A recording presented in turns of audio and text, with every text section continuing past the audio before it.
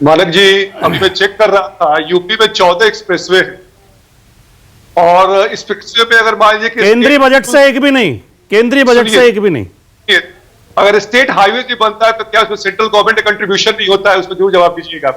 पहली बात, ईपीएफओ की बात हो रही थी सर, तो डेटा में चेक कर रहा था, पिछले साल 2022-23 में ईपीएफओ ने डेटा रिलीज किया कि 1.39 नए लोगों को, करोड़ लोग जोड़ा गया है, जो कि which is 12% higher than the previous financial year.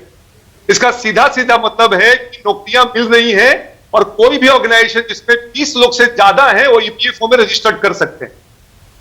जहां तक बात आती है बिहार की, भाई अगर गठबंधन में हम लोग हैं तो सारे घटक दलों का सम्मान करना आज ही नहीं, 10 साल पहले से हम लोग करते आ रहे हैं। और क्या इस बात से हम लोग नकार सकते हैं मानक भाई कि बिहार को सबसे ज्यादा तवज्जो देने की जरूरत थी? कारण कुछ भी रहा हो, हम लोग अवगत रहे। लालू प्रसाद यादव जी का समय हो और क्या उन्होंने किया था, उसका रिपरकशन अब तक क्या आया? मतलब आप मान रहे हैं कुर्सी बचाओ बजट है?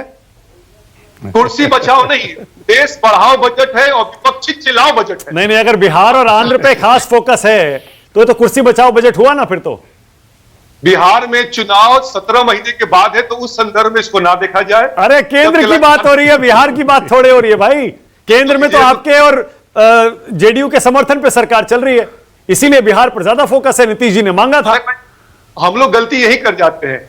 अब नीतीश कुमार जी को समझते हैं कि केवल स्पेशल कैटेगरी स्टेटस के लिए उन्होंने गठबंधन बनाया था क्या? वो एक बाई प्रोडक्ट था, इसके अलावा भी बड़े बड़े मुद्दे हैं और नीतीश कुमार जी को मालूम है कि एनडीए के साथ ही बिहार का विकास संभव है। अब राजद के साथ तो नहीं होगा ना, जिसके रिश्तेदार भाटी जी बैठे हुए हैं। अच्छा, 10 में से कितने नंबर दे रहे हैं विनीत बजट को? भाई अगर मुझसे पूछा जाए तो प्रगतिशील, समावेशी और बिहार के लिए विशेष, I will give 10 out of 10। Manak ji 10 second, 10 में से कितने? 7-8 दे दूं आपकी तरफ से? 10 में से 10 जी। ओके, हाँ भाटी जी, 10 सेकंड की केवल टिप्पणी करना था। फिर भी हम कम से कम इतना तो कह सकते हैं कि नीतीश कुमार जी को, चंद्रबाबू नायडू को अपने प्रदेश की चिंता है। हमारे मुख्यमंत्री की मैंने प्रतिक्रिया सुनी पहली बजट पे, बजट आने के बाद हमारे मुख्यमंत्री मीडिया प्रतिक्रिया दे रहे थे। बहुत लंबे अरसे से ये मांग चली आ रही थी कि 3 लाख तक के इनकम को इनकम टैक्स से फ्री किया जाए। ये मोदी जी ने पूरी कर दी है, जबकि उन्हें इतना ही पता नहीं है कि ये 2020 से फिर ये 3 लाख तक की इनकम पे टैक्स नहीं है। हमारे मुख्यमंत्री का तो ये हाल है, उन्हें कुछ जानकारी नहीं है, वो बस मस्ती में चूर हैं।